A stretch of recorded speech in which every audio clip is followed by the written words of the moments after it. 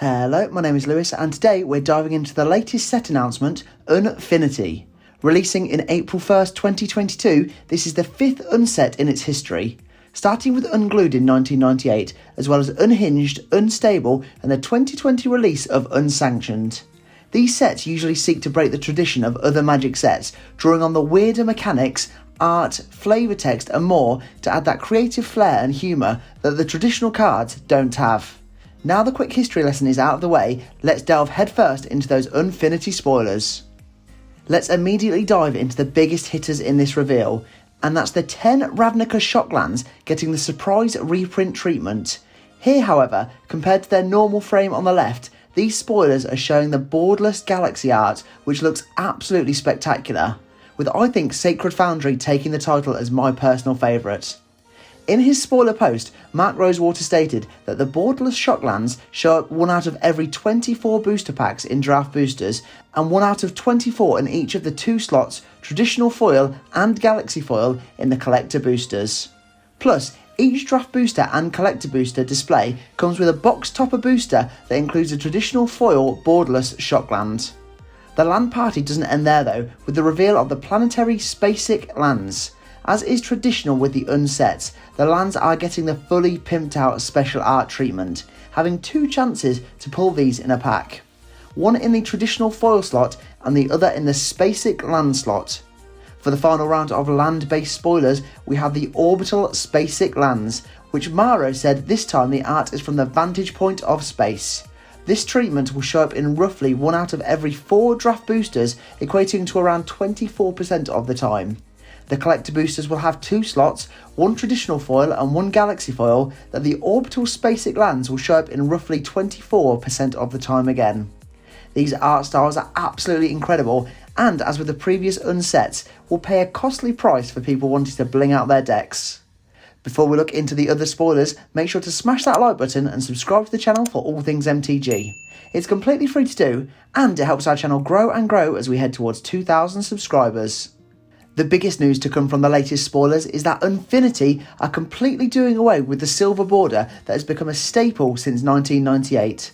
Since the very beginning of Uncards, they've all been silver bordered, an easy tell that this would be a card not legal to any other format and just being one of those fun, wacky spin-off style cards.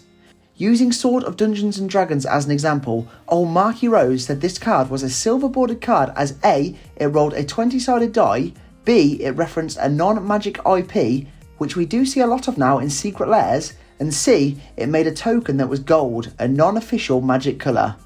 With the recent D&D Adventures in the Forgotten Realms set released including those first 2 reasons, and the last just being colour based, they questioned why these certain cards were off limit to every format. With that, Maro made the decision for this to be a black bordered set, with the differential being a stamp to tell if it's legal playable or not. And that stamp is of course an acorn stamp. Why an acorn? Because squirrels have long been a staple of the unsets, appearing frequently over the years, even on that expansion symbol.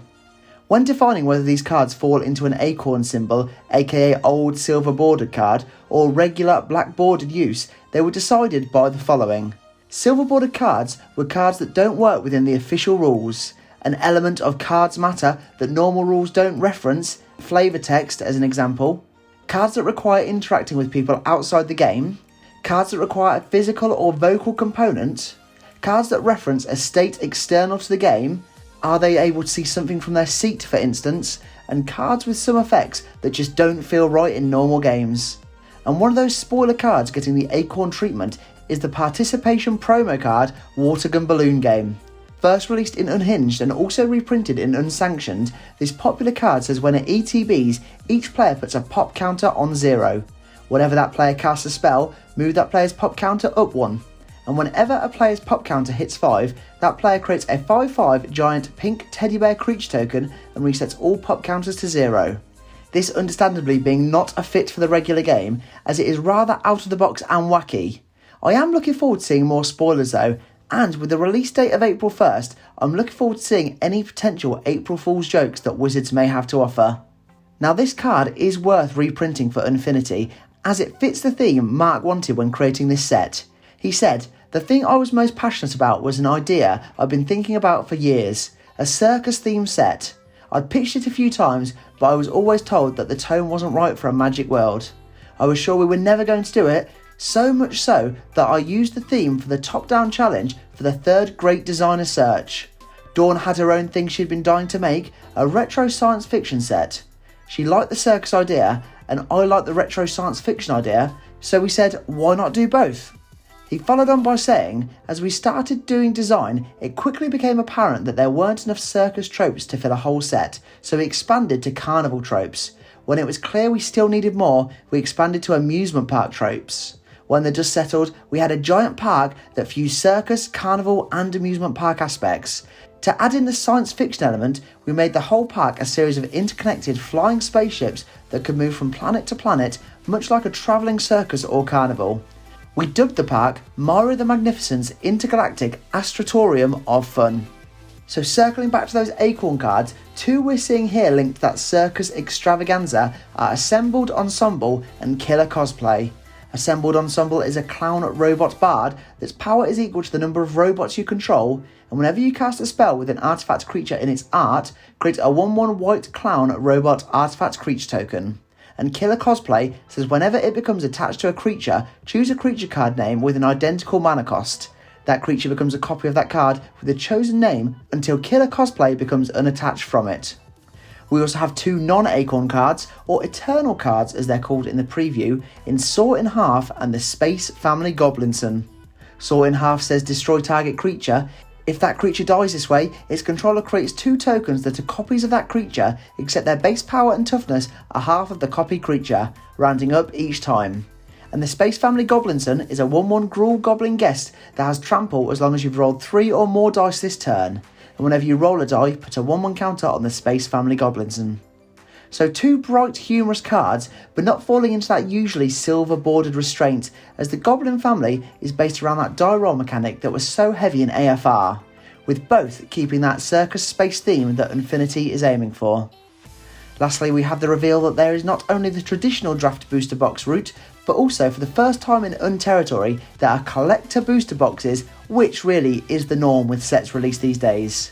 RIP my set booster box fans on this one. His eyes look sad.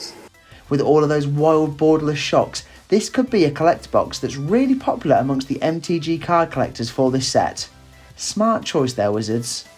Overall, my opinion of this set is that it's done such a good job of creating initial intrigue for the always beloved Un collection.